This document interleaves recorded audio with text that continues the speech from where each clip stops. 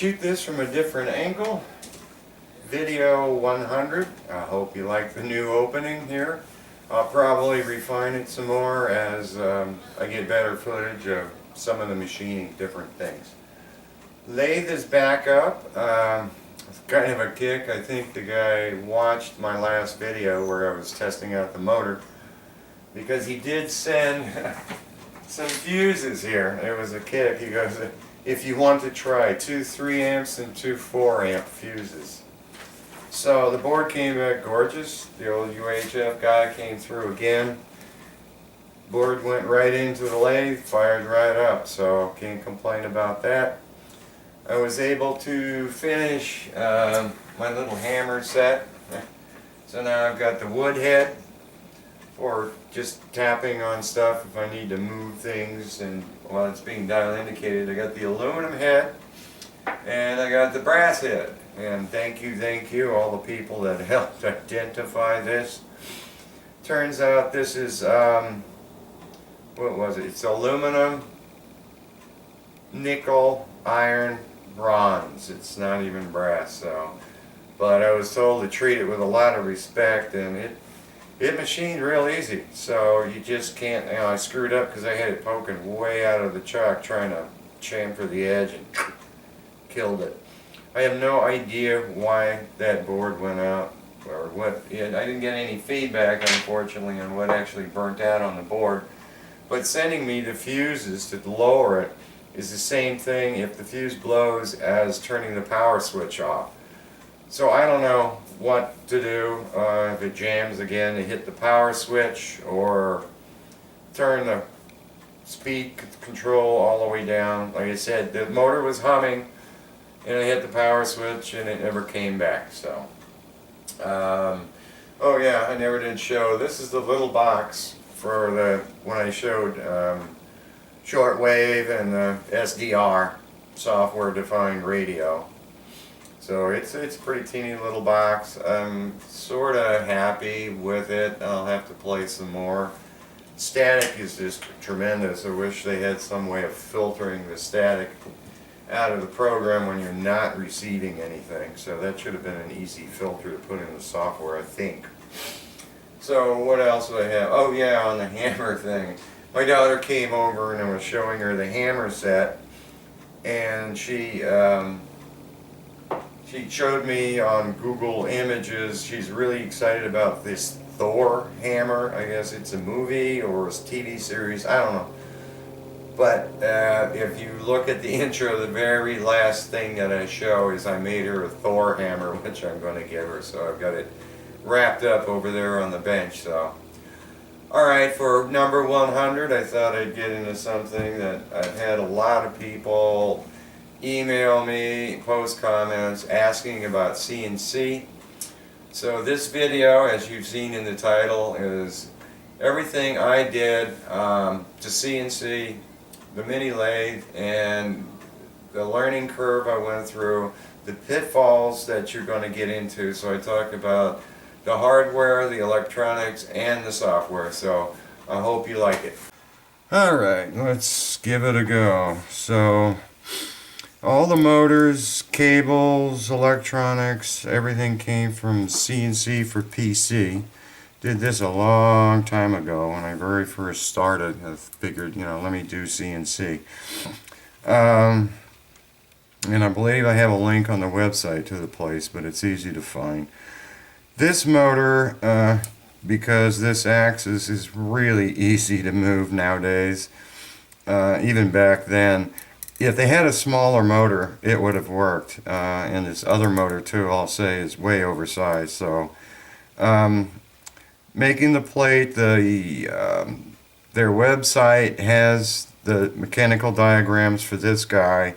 It was pretty easy to make. It was clamped on a rotary table that I had, and still have it, but because there's a recessed pocket down in there. So I centered everything up and drilled the center hole, put an end mill in there, and you just go around and around until you got the dimension, and then the motor drops in, do the screws. Just standoffs. This was done, the couplings you can get everywhere. So it's just flexible couplings. It's a 1/4 inch shaft. And the nice thing is I just undo the screws. The motor's not turning, so I'm on manual. If I wanted to go CNC, all you have to do is just tighten down 3 screws here and I'm engaged. The shaft was removed and drilled out and tapped for a little coupling like this. And I made these couplings out of aluminum because if anything goes wrong, I want this to strip out rather than damaging anything else on the mini lathe. So that was pretty routine to do. And you can see the little coupling down in there, and this guy is engaged on it. So manual or automatic. Swing the camera to the other motor. Where is it? There it is. This was the same kind of concept.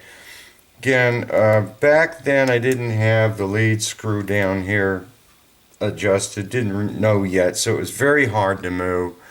So I overpowered the motor. Again, you can use the same one as the other axis in the back, because this is just way overkill now if you get this lead screw and the gears adjusted right. Right now, the coupling I just showed you is the one that goes down in here. And I don't have it in there because for some reason it did come loose. Oh, by the way, I do Loctite them with the semi-permanent Loctite to hold it into the lead screw. This was the same thing. Lead screw pulled out, drilled and tapped. Coupling, and right now I've got the coupling on the motor. And by the way, both of these motors, especially this one, but the back motor, if you engage the electronics where it's just holding position, you cannot move it by hand. It is incredibly strong. So I think this was a 25-ounce motor. I'm not sure. This plate, same thing. Print for the motor is up there. Oh, the screw's loose. Nuts loose. The print for the motor is on their website. Did the turntable again. Then I put a C-clamp here to hold this, tapped and got it so that it was on center, nothing was crooked when you try to turn it over. Then I drilled it out. Yeah, he must have used a hand drill or something here. Actually, I think I drilled 1 hole. And then I could remove it, tap it, put this back in the mill, and then find the center of that hole and come down a known amount and do the other hole, and then I must have just free-handed in the casting the second hole and tap that out. End caps even come from them, as you saw on the back motor. I highly recommend you get these caps because there is a lot of dirt and it makes it clean. You just, connect the cable up. Back of the motor is protected because the shaft is open in the back. And it keeps the dirt out of there, keeps the wires protected. So this has been on here for over a year, and this back one is just filthy. It keeps getting all the cutting fluids and stuff fly all over it. So that's it on the motors and how I did this. Real simple stuff. So let me take you over to the electronics. Okay, there's the basic housing, and I put it under here because I didn't want it in the way, and I didn't want chips getting in there. You can see it's just simple. The plastic housing wasn't that big a deal. It's just run through the table saw, and there is an acrylic. Here it is. Stuff evaporates. It's evaporating in the can. There is an acrylic that you get from E-Plastics, Red Out Plastics here.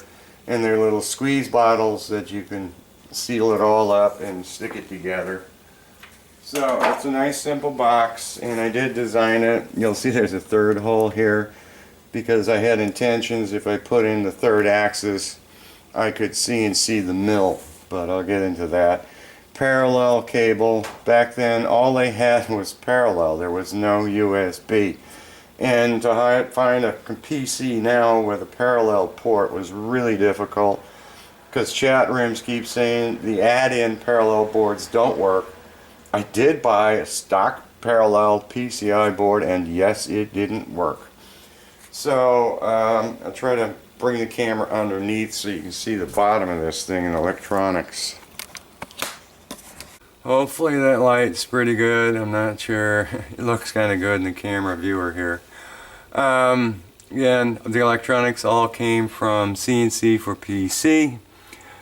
I used just aluminum foil. I covered the entire bottom, kind of glued it down so it'd have a nice ground plane. You can see the two stepper controllers here. They're nice little boxes, real clean. And you throw a whole bunch of switches, which took me, that was one of the things, the hurdles to go through. You had to figure out what to set the switches to for the particular stepper motor, and you're going to run Mach 3, which I was running, to control this thing. So there's your first hurdle to get through, is to figure out all of these numbers, and the documentation and YouTube stuff just didn't really help, but I finally, after hours and hours, figured out what to do, because they have different things for pulls and directions, which bits are going to run what. You got to start tracking down all the bits and configure Mach 3, saying that the parallel port pin 6, if high, is going to make this x-axis go to the right. It's crazy. Power supply, there's two of them, one here and one here. This is the main stepper power supply. I don't know whether I got it off of CNC for PC or I just went Amazon. It's nothing special. So the cheapest place you can find it, the voltage ratings are all clear in the documentation. And there's another little supply here, and I just put the fan on it for giggles. It also tells me, because I can slightly hear it, that I've got the electronics on and engaged. The back board way over there is the parallel board, and like I said back then, all they had was parallel, and Mach 3 only talks to a parallel board. Nowadays they have Mach 4, they've just released it, and that will run a USB interface. They have lists of the specific interface boards that'll work with it. Mach 4 is kind of pricey. I forgot what it was for a home hobbyist type. They have a price cut for that, and then there's another price for professionals. Or I could buy, they have, and I don't know why it's so expensive, they have a parallel port to USB converter, and the cheapest one is like $120, and I think they throw another $50 on it for licensing or something. But in any case, it took a while to get all the electronics together, and I do have the hole drilled, everything here, for a third motor controller. Now on the, this is where I got stopped, and this is where I see a lot of YouTube videos where everybody got this far and they show their lathe or their mill just going back and forth, but they never show actually making a part. I'm not going to bring the camera up and show you Mach 3 because there's tons of videos out there that you can watch on it. But the stopper is your lathe or mill or whatever you have to have has to have limit switches. And the reason for that is it's got to home the two axes so that you know where 0, 0 is, so that when you write a program that says go out 6 inches and in 1.040 or whatever, you're going to be right there on your part. So the first problem is limit switches, and they have to be extremely repeatable. If you want it to 1,000th, they have to repeat to 1,000th. I never did put the switches on it. I was just doing everything by the seat of my pants, because in Mach 3 you can manually set a position. So I would manually bring X and Y over so it's just about to touch the part, and then I would tell Mach 3 this is 0, 0, and let the code that I wrote, the G code, proceed to finish off a part, or just face it and surface it. So that's the first problem, is the limit switches. The second is a lot of setup has to be done in the G code. You are the Mach 3. The play on it, I was surprised. You put a dial indicator on one axis, and you just write the G code to keep cycling it, and you try to figure out what the backlash is, and I was shocked, but it was perfect. You could put in four 4 ticks or 4 steps of the stepper motor, takes the backlash out, now move in 10 thousandths, and the dial indicator said I hit 10 thousandths on the money. And I had it looped, so it was just repeating it perfectly. So I had to figure out backlash on both axes. Also, in Mach 3 you got to set, excuse me, you've got to set accelerations and decelerations. So there's curves for that. Nobody really tells you exactly where you should set it. So I just kind of played with it and said, alright, so I can hit good speeds. It seems like it accelerates nicely. It doesn't stumble, doesn't miss a step because the electronics is going to, or the electricity is going faster than the motor can respond. Same way with deceleration. So that was a fly by the seat of your pants. But the real difficult one is trying to figure out, and it took a long time, how many steps to go so far and to repeat it. In other words, okay, the stepper motor has to move 14,736 steps to move 1 inch. Now if you doubled that, is that 2 inches? No. So it's slightly off. So you got to do all kinds of complicated calculations, trials and errors to get it so that when you tell it to go 300 thousandths, it hits it on the money. You tell it to go 1 inch, 400 thousandths, it hits it on the money because you got the right number of steps per whatever you want to call it, per thousand. That one I think stops a lot of people and on YouTube, because you only see them just moving stuff. You don't see them actually showing a test indicator where it's hitting a measurement, you know, even though they manually write it in G-code. So if you guys want to kind of see what Mach 3 is, go on YouTube and you'll find a lot of stuff, videos to show you setting it up, adjusting it. But that was the pitfalls that I had and kind of slowed me down. But the final one is CAD/CAM software. There's all kinds of different ones out there. There's a lot of demos, you know, trial software, download it. There's BobCAD, Dolphin CAD. The problem with the packages is I am a programmer and a designer and I run all kinds of stuff. I could never figure out these programs and how to just simply make a simple part.